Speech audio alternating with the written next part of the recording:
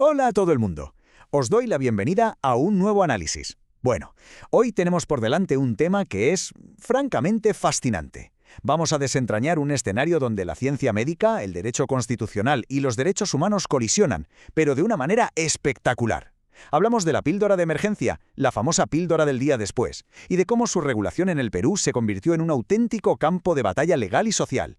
A través de las sentencias y las fuentes oficiales que revisaremos hoy, vamos a entender las raíces de una controversia que, literalmente, definió la vida reproductiva de miles de personas. Así que, sin más preámbulos, pongámonos en marcha. Vale, metámonos de lleno en esto. ¿Por qué una pastilla que era perfectamente legal comprar en cualquier farmacia comercial fue prohibida de repente en los hospitales públicos? A ver, esta es la paradoja sociolegal en el centro de nuestro tema de hoy. Fijaos, durante años en Perú, cualquier persona con recursos económicos suficientes entraba a una farmacia privada, compraba la píldora y ejercía su derecho a la anticoncepción de emergencia sin el más mínimo problema. Todo normal, ¿verdad? Pero, si una mujer se encontraba en situación de pobreza o vulnerabilidad y dependía del sistema de salud público, se le negaba el acceso gratuito a esa misma pastilla. O sea, nos encontramos frente a una situación donde el acceso a la salud reproductiva dependía puramente de la capacidad adquisitiva, creando una brecha de desigualdad enorme. Pero bueno, para entender el porqué de este debate, primero tenemos que definir de qué estamos hablando exactamente. Hablamos del levonorgestrel de 0,75 miligramos. Básicamente es un anticonceptivo hormonal de emergencia diseñado para tomarse dentro de las 72 horas posteriores a una relación sexual sin protección o ante el fallo de un método regular. Su único fin es evitar un embarazo no deseado. Y es súper importante mantener esta definición clínica muy clara y neutral, porque esta medicación, que al final es una simple fórmula clínica, se transformó en el epicentro absoluto de un debate nacional en Perú. Desencadenó demandas, fallos del Tribunal Constitucional y unas discusiones tremendas sobre derechos fundamentales. Y esto ilustra a la perfección la ciencia que es detrás del medicamento. Porque, ¿cómo funciona exactamente esta píldora? Pues bien, los estudios médicos, respaldados por la Organización Mundial de la Salud, han establecido un consenso clarísimo que se divide en 3 fases. Paso 1. La píldora bloquea o retrasa la ovulación, es decir, evita que el ovario libere un óvulo. Paso 2. Espesa el moco cervical creando, digamos, una barrera física. Y paso 3. Afecta la movilidad de los espermatozoides para impedir que lleguen a alcanzar el óvulo. Por tanto, el quid de la cuestión aquí, lo que nos dice el consenso médico, es que el levonorgestrel previene el embarazo antes de que éste siquiera comience, no interrumpe un embarazo en curso ni daña a un embrión en desarrollo. Ahora bien, para entender de verdad el conflicto legal, tenemos que rascar un poco más en la biología reproductiva y hacer una distinción que es absolutamente crítica. Por un lado tenemos la fecundación. Esto es el instante exacto en el que el espermatozoide logra penetrar y unirse al óvulo. Y por otro lado, ojo a esto, tenemos la implantación o anidación, que ocurre cuando ese óvulo ya fecundado viaja y se adhiere a la pared del útero para empezar a desarrollarse. Esta distinción, que parece un detalle súper específico de un libro de texto, se convirtió literal y jurídicamente en el campo de batalla del sistema legal peruano. Todo el debate se redujo a una sola pregunta: ¿cuándo comienza exactamente la vida y qué derechos entran en juego en cada una de estas etapas? Y claro, este pequeño detalle biológico desató una tormenta legal tremenda. Por una parte, tenemos el consenso científico internacional que nos dice: la píldora inhibe la fecundación y, por lo tanto, no es abortiva. Fin de la historia. Pero, por otra parte, hacia el año 2009, surgió una duda legal enorme.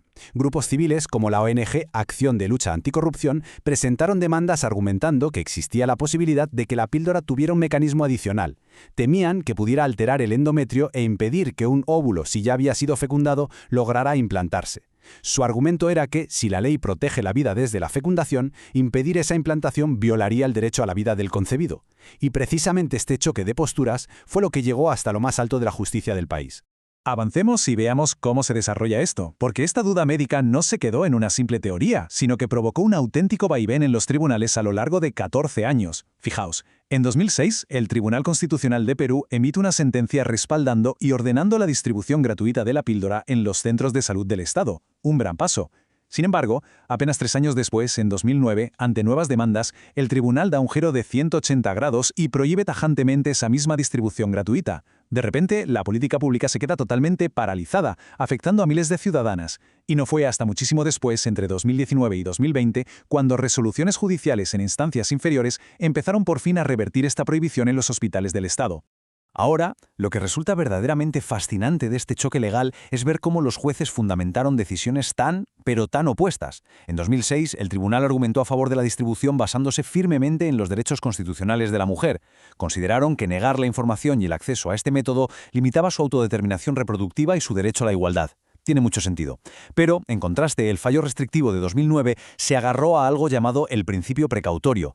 ¿Qué significa esto? Pues que el tribunal determinó que, como sentían que aún quedaba cierta disputa médica sobre ese posible efecto en la implantación, ante la más mínima duda de que pudiera afectar al concebido, el Estado tenía la obligación absoluta de abstenerse de distribuirla gratuitamente. Llegados a este punto, vale la pena preguntarse, ¿de qué hablamos exactamente cuando mencionamos los derechos sexuales y reproductivos? A nivel internacional, para organismos como la ONU o la OMS, estos derechos implican que toda persona tiene la libertad fundamental de decidir sobre el número y espaciamiento de sus hijos, accediendo a educación integral y métodos anticonceptivos sin sufrir ningún tipo de coerción ni discriminación. Pero claro, a la hora de la verdad, en la práctica dentro de Perú, la garantía de estos derechos internacionalmente reconocidos se vio profundamente interrumpida por esa inestabilidad de las resoluciones judiciales. Dejaron el acceso a la salud reproductiva atrapado en un limbo burocrático. Y ahora, quiero que nos detengamos un segundo en esta cifra porque es verdaderamente reveladora y a la vez bastante dura, 130%. Según los datos del Ministerio de la Mujer que hemos revisado, los casos de violencia sexual en Perú aumentaron un alarmante 130% durante el periodo de estricta cuarentena por la pandemia de COVID-19. Es una barbaridad. Este dato nos aterriza de golpe en la realidad y nos demuestra por qué esto no es solo un debate filosófico de juzgado. Para las víctimas de agresiones sexuales, el acceso inmediato, gratuito y sin barreras a la anticoncepción de emergencia en centros de salud no es opinable, es una necesidad urgente y vital de protección. Lo que nos lleva directamente a esta cita que resume a la perfección el impacto social de toda esta crisis. Es irrazonable sostener que no es abortiva para la mujer que puede comprarla, pero sí lo es para la mujer en situación de pobreza. Es una frase demoledora. Refleja la profunda falta de equidad socioeconómica que generó la prohibición de 2009. Pensadlo, como la venta comercial en farmacias nunca llegó a prohibirse, la sentencia del tribunal terminó creando un doble estándar moral y legal increíble. Si había dinero, el Estado respetaba la privacidad y se podía comprar el fármaco tranquilamente. Pero si una mujer de escasos recursos acudía a la sanidad pública, de repente se le negaba el mismo derecho en nombre de la protección de la vida. Para terminar, me gustaría dejaros con esta gran reflexión resonando en la cabeza. ¿Cómo debe evolucionar un sistema legal a la par que el avance científico para proteger realmente a los ciudadanos más vulnerables? Hoy hemos visto cómo todo un sistema jurídico se quedó atrapado en una controversia médica que con los años fue ampliamente aclarada por la ciencia internacional, pero que por el camino generó un acceso desigual basado puramente en la capacidad económica. Este análisis nos subraya que la legislación sobre salud pública requiere una revisión constante y objetiva, apoyándose siempre en el mejor conocimiento científico disponible para no discriminar a quienes más dependen del Estado. Dadle una vuelta a esto. Ha sido un auténtico placer desgranar este tema con todos vosotros hoy. Nos vemos en el próximo análisis.